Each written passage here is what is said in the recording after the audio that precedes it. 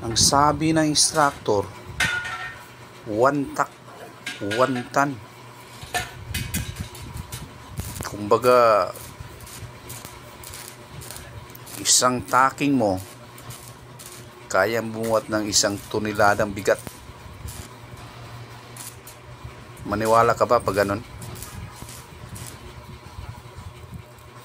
Ilagay mo sa comment section ng sagot kung ikaw ay isang welder or fitter, basta sa field ng welder, kung maniwala ka ba 1 tak 1 ton na kayang bumuhat ng 1 toneladang bigat